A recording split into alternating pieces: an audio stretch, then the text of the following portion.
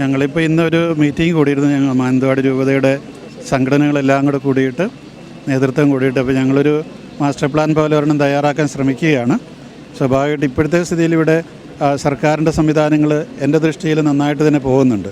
അതിനകത്തൊരു കുറവ് പറയാനായിട്ട് പറ്റില്ല. പിന്നെ അവർക്കും പരിമിതികളുണ്ട്. കാരണം ഇപ്പോൾ ഇന്നിപ്പോൾ ഇതുവരെ ബെയിലിപ്പാലം തീർന്നിട്ടില്ല. അപ്പോൾ അത് സ്വാഭാവികമായിട്ട് തീർന്നിച്ചിട്ട് സമയമെടുക്കും. ഞാനിപ്പോൾ എല്ലാ മന്ത്രിമാരുമായിട്ട് ഇവിടെയുള്ള എല്ലാവരുമായിട്ട് കണ്ട് സംസാരിച്ചു. അപ്പോൾ അവരെല്ലാം പിന്നെ ഇവിടുത്തെ എം എൽ എ ഉണ്ട്, അതുപോലെ തന്നെ ബാക്കി പ്രാദേശിക ഭരണാധികാരികളെല്ലാം ഉണ്ട്. അപ്പോൾ അവരൊക്കെ വളരെ സൗഹാർദ്ദപൂർവ്വം അതിനെ സ്വീകരിച്ചിട്ടുണ്ട്. സ്വാഭാവികമായിട്ടും നമുക്ക് ഈ സർക്കാരുമായിട്ട് സഹകരിച്ച് നല്ല രീതിയിൽ കാര്യങ്ങൾ പോകാനായിട്ട് സാധിക്കുമെന്നാണ് എൻ്റെ ചിന്ത. അങ്ങനെയാണ്.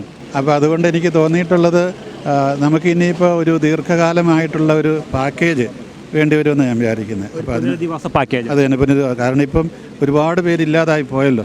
അപ്പോൾ സ്വാഭാവികമായിട്ടും നമുക്ക് ഇല്ലാതായി പോയവരുടെ വീടുകൾ, അപ്പോൾ അവരുടെ ചിലർ ഒരാളൊക്കെ അവശേഷിച്ചവരുണ്ട്, ചിലർ 2 പേരെ അവശേഷിച്ചവരുണ്ട്. അപ്പോൾ അവർ ഒറ്റപ്പെടുന്ന അവസ്ഥയിൽ സ്വാഭാവികമായിട്ടും നമുക്ക് എന്തെങ്കിലുമൊക്കെ ചെയ്യാൻ പറ്റുമെന്നുള്ളതാണ്. ഇനിയിപ്പം വീടുകൾ, അതുപോലെ അവർക്ക് എവിടെയെങ്കിലും ഒറ്റയ്ക്കുള്ളവർക്ക് താമസിക്കാനുള്ള സൗകര്യങ്ങൾ, കുട്ടികൾക്ക് പഠിക്കാനുള്ള സൗകര്യങ്ങൾ, പിന്നെ അതെല്ലാം ഉപരിയായിട്ട് എനിക്ക് വന്ന് ഇവരുടെ എല്ലാ രേഖകളും പോയി.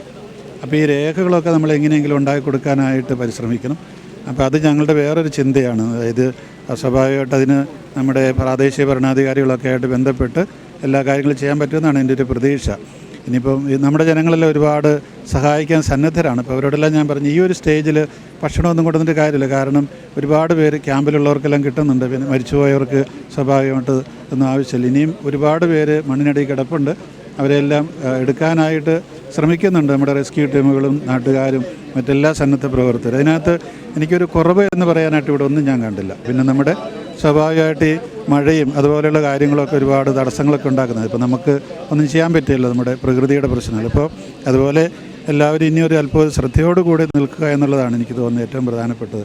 കാരണം ഇനി ഇതുപോലെയുള്ള സംഭവങ്ങൾ ഉണ്ടാകാമല്ലോ. അപ്പോൾ ഞങ്ങളുടെയൊക്കെ പ്രാർത്ഥന ഇത്രയേ ഉള്ളൂ. വയനാട് ഇനിയും സുരക്ഷിതമായിരിക്കട്ടെ, നമ്മുടെ ജനങ്ങളെപ്പോഴും സുരക്ഷിതരായിരിക്കട്ടെ, അതിന് ദൈവം നമ്മളെല്ലാം അനുഗ്രഹിക്കട്ടെ എന്നാണ് പ്രാർത്ഥന. അതുപോലെ തന്നെ ഇവിടെ ഒരു പള്ളിയുണ്ട്, അച്ഛനാണ് ഫാദർ ജി. അച്ഛൻ്റെ പള്ളിയിലായിരുന്നു. ഇവിടെ തൊട്ടടുത്ത് തന്നെ, ഇതിന് തൊട്ടപ്പുറത്താണ് ആ പള്ളി. അപ്പോൾ സ്വാഭാവികമായിട്ട് അച്ഛൻ്റെ പള്ളിയിലായിരുന്നു ഇന്ന് രാവിലെ വരെ കുറേ പേരുണ്ടായിരുന്നു. അവരെല്ലാം മേപ്പാടി സ്കൂളിലേക്ക് മാറ്റി. ഫാദർ ജിബിൻ വട്ടുകുളം. അപ്പോൾ അച്ഛൻ്റെ പള്ളിയിലാണ് ഇപ്പോൾ ഒരു റെസ്ക്യൂ ടീം ഒരു നല്ല ശതമാനമൊക്കെ വിശ്രമിക്കുന്നു, കിടക്കുന്നതൊക്കെ. സൗകര്യമൊക്കെ വളരെ കുറവാണെങ്കിൽ അച്ഛൻ നല്ലതായിട്ട് അതെല്ലാം കോർഡിനേറ്റ് ചെയ്യുന്നുണ്ട്. അപ്പോൾ സ്വാഭാവികമായിട്ടും ഞങ്ങളുടെ ഒരു പരിശ്രമം ഇതാണ്, നമുക്ക് ചെയ്യാൻ പറ്റുന്നതൊക്കെ ചെയ്യുക. അതിനപ്പുറത്ത് നമുക്കൊന്നും ചെയ്യാൻ പറ്റില്ല. അപ്പോൾ എല്ലാവരുടെയും സഹകരണം തീർച്ചയായിട്ടും ചെയ്യാൻ പറ്റും. എല്ലാവർക്കും പ്രത്യേകിച്ച് നന്ദി പറയുന്നു. ഈ ഇടവകയിൽ നിന്ന് ഏതാണ്ട് 9 പേരാണ് ഇപ്പോൾ കാണാതായിരിക്കുന്നത്. ഒരാൾ ഇന്ന് ഒരു കുട്ടി മരിച്ചു, 16 വയസ്സുള്ള. ആ കുട്ടിയുടെ മൃതസംസ്കാര ശുശ്രൂഷ ഇപ്പോൾ നടത്തിയിട്ടേ ഉള്ളൂ. ബാക്കിയുള്ളവരെ ഇതുവരെയും കണ്ടു കിട്ടിയിട്ടില്ല. അപ്പോഴവർ സ്വാഭാവികമായിട്ടും വീട്ടുകാരെല്ലാം വളരെ ആശങ്കാകുലരാണെങ്കിൽ അവരോടെല്ലാം നമുക്ക് സഹതാപവും ഒക്കെ അറിയിക്കാനേ പറ്റുകയുള്ളൂ, പ്രാർത്ഥിക്കാനേ പറ്റുകയുള്ളൂ. അപ്പോൾ അതെല്ലാം ശരിയാവുമെന്നുള്ളൊരു പ്രതീക്ഷയിൽ ഞങ്ങൾ കഴിയുകയാണ്. ഇപ്പോൾ വോളണ്ടിയേഴ്സിനെ വിടുന്നുണ്ട്. ആശുപത്രിയിലേക്ക് ഒറ്റയ്ക്ക് കിടക്കുന്നവർക്കൊക്കെ എന്തെങ്കിലും ഒരു കൂട്ട് അല്ലെങ്കിൽ ഒരു ബൈസ്റ്റാൻഡറായിട്ട് അങ്ങനെ വിടുന്നുണ്ട്. പിന്നെ അത്യാവശ്യം നേഴ്സിംഗ് കെയർ ക്യാമ്പിലൊക്കെ വേണമെന്ന് ഞാനിപ്പോൾ മന്ത്രിയോട് പറഞ്ഞതാണ്.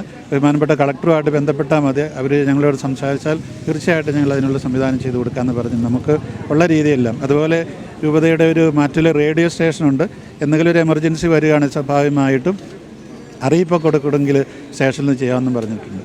അവരിവിടെ മാറ്റലിയുടെ ആൾക്കാർ ഇപ്പോൾ ഇവിടെ തന്നെ ഉണ്ട്.